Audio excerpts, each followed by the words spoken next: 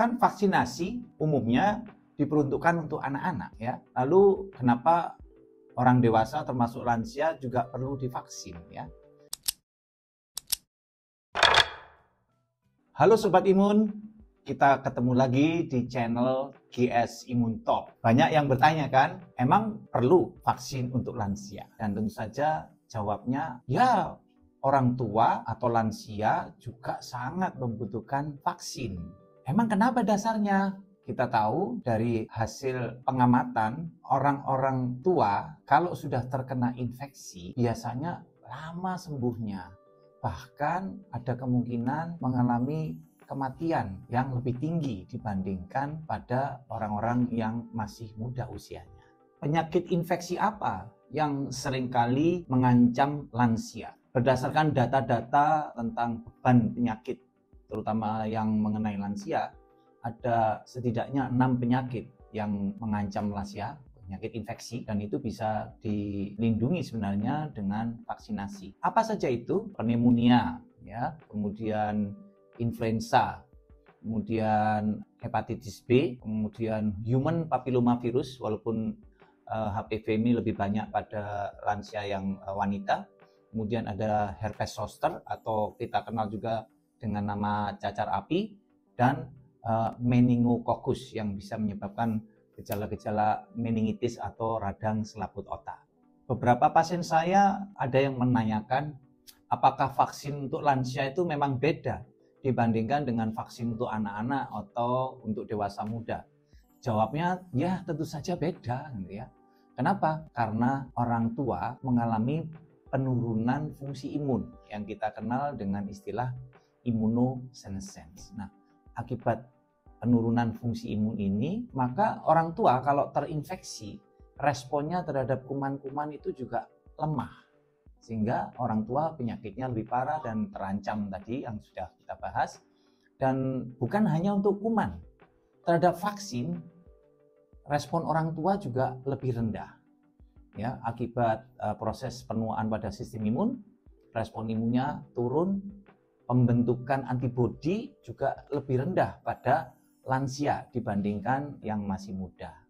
Nah, kalau begitu, strategi apa yang harus dilakukan agar vaksinasi pada lansia bisa merangsang imunitas yang cukup? Ada beberapa cara yang bisa ditempuh. Pertama adalah perbaikan formulasi vaksin yang khusus untuk lansia. Vaksin untuk lansia biasanya diberikan dengan dosis yang lebih tinggi supaya bisa lebih merangsang respon imun. Yang pertama.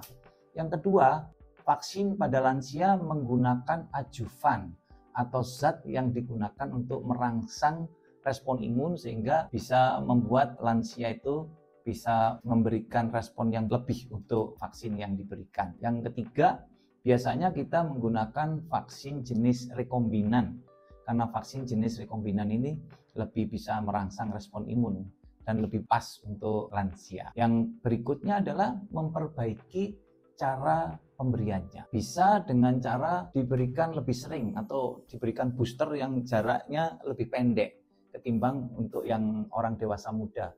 Misalnya orang dewasa muda perlu di booster setiap 1 tahun atau 12 bulan.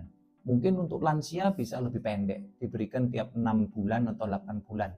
Karena biasanya pada lansia, titer antibodinya sudah lebih cepat turun daripada mereka yang usia muda. Lalu pertanyaan berikutnya, vaksin apa saja yang direkomendasikan untuk lansia? Sangat penting untuk memberikan vaksin pneumonia dan influenza pada usia lanjut ya. Dan ini merupakan syarat untuk mereka yang melakukan perjalanan, termasuk perjalanan haji, umroh. Ditambah lagi vaksin untuk meningokokus. Lalu yang berikutnya yang tidak kalah pentingnya adalah vaksinasi untuk hepatitis, terutama untuk mereka yang berisiko, misalnya ada anggota keluarganya menderita hepatitis atau profesinya mungkin sebagai tenaga kesehatan, maka perlu dilindungi dengan hepatitis B vaksin. Kemudian yang berikutnya khususnya untuk para wanita adalah vaksin untuk HPV atau human papillomavirus. Dan dengan menurunnya respon imun pada usia lanjut, seperti tadi sudah disebutkan, risiko untuk mengalami cacar api atau herpes zoster itu juga meningkat. Dan mereka yang dulu pernah mengalami herpes dan kemudian respon imunnya menurun, reaktivasi dari virusnya itu akan menyebabkan kekambuhan pada saat orang itu mengalami proses penuaan, ya. Dan ini bisa dicegah supaya tidak menimbulkan efek samping yang menyakitkan yang kita sebut sebagai post herpetic neuralgia, sakitnya setengah mati. Dan ini bisa dicegah supaya pasien-pasien lansia kita tidak mengalami penderitaan. Kapan sebaiknya vaksinasi dilaksanakan, ya? Proses menua itu mulai pada usia-usia 50 tahun ke atas. Namun definisi usia lanjut itu berbeda-beda, ya. Ada yang mengatakan di atas 60, di atas 65. Tapi pada umumnya di Indonesia yang dimaksud lansia adalah yang usianya di atas 60, ya. Jadi mereka-mereka ini yang baiknya mulai melindungi diri dengan vaksinasi. Lalu di mana bisa mendapatkan vaksinasi? Nah, ini tentu saja tidak banyak informasi yang diberikan kepada masyarakat, ya, karena tidak banyak juga dokter yang menganjurkan vaksinasi untuk lansia.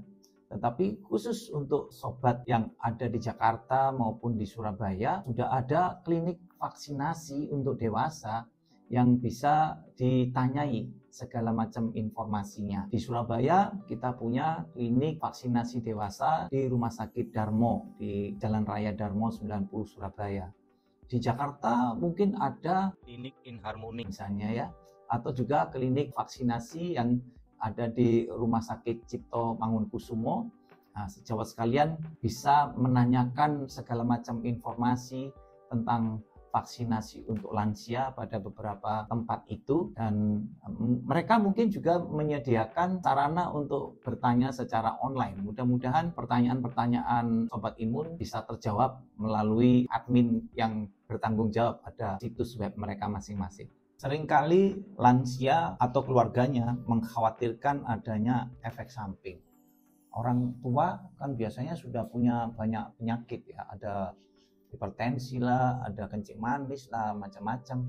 Nah, kalau kemudian divaksin, apa enggak nanti menimbulkan efek samping yang mungkin lebih berat ketimbang orang dewasa muda atau anak-anak, ya. Mungkin perlu saya luruskan, istilah yang digunakan mungkin bukan efek samping, tapi adverse effect atau reaksi adversi. Reaksi adversi adalah reaksi yang bisa disebabkan akibat vaksinnya sendiri. Beda dengan kejadian ikutan pasca imunisasi atau KIPI. Kalau KIPI itu semua kejadian medik yang terjadi setelah vaksinasi dan belum tentu ada kaitannya dengan vaksin. Tapi kalau yang tadi, reaksi adversi itu memang dikaitkan dengan vaksinnya, ya. Nah, apa betul respon reaksi adversi ini lebih parah pada lansia? Faktanya tidak demikian, ya. Kenapa? Karena tadi respon imun pada lansia itu lebih lemah dibandingkan yang dewasa muda. Karena reaksi-reaksi adversi itu umumnya dimediasi oleh respon imun, maka dengan menurunnya respon imun pada lansia sebenarnya juga berakibat pada rendahnya reaksi adversi pada lansia ketimbang usia muda. Reaksi adversi itu bisa dikelompokkan menjadi dua. Reaksi lokal di tempat injeksi vaksinnya, biasanya berupa nyeri, bengkak, dan sebagainya. Itu pada lansia lebih rendah dibandingkan pada orang muda yang sistem imunnya masih normal, masih kuat, ya. Kemudian efek samping yang sistemik seperti misalnya ada demam, rasa lemah, kemudian badan sakit semua dan sebagainya, itu juga karena semuanya itu dimediasi oleh respon imun, dan respon imun pada lansia itu lebih rendah. Itu juga frekuensinya dan tingkat keparahannya juga lebih rendah pada lansia dibandingkan dengan mereka yang usia muda.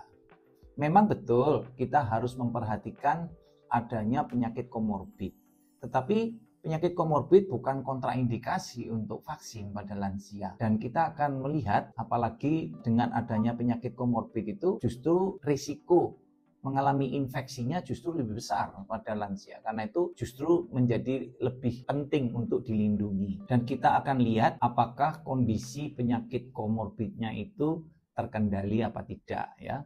sepanjang terkendali sebenarnya tidak masalah. Khususnya misalnya mereka yang menderita penyakit autoimun, ya, boleh nggak divaksin? Tentu saja kalau penyakitnya terkendali, tidak ada halangan bagi pasien lansia termasuk yang menderita penyakit autoimun untuk mendapatkan vaksin yang justru akan melindungi mereka-mereka dari risiko infeksi. Nah, Sobat Imun, kalau Sobat Imun memiliki orang tua atau kerabat yang usianya sudah lanjut, tolong dimotivasi, diberikan penjelasan agar mereka juga bisa mendapatkan vaksinasi. Karena rasa cinta kita kepada keluarga bisa diwujudkan dengan memberikan perlindungan agar mereka tidak jatuh sakit dan bisa tetap sehat, ya. Selain itu, selain vaksinasi, tentu saja kita tetap berusaha menjaga hidup yang sehat dengan menjaga kebersihan, cuci tangan kalau habis sesuatu yang mungkin mengandung kotoran dan sebagainya, minum yang cukup, ya, istirahat dan tidur yang cukup juga, dan kalau bisa berkualitas, kemudian lakukan olahraga tiap hari secara teratur, ya, kemudian menghibur diri dengan rekreasi apapun yang bisa dikerjakan, baik di dalam rumah maupun di luar rumah. Apalagi kalau bersama keluarga, maka itu semua akan menunjang kesehatan juga bagi bukan hanya lansia tapi seluruh keluarga. Demikian Sobat Imun, mudah-mudahan informasi ini bermanfaat untuk sejawat semuanya, ya. Sampai jumpa di topik berikutnya. Salam imun sehat.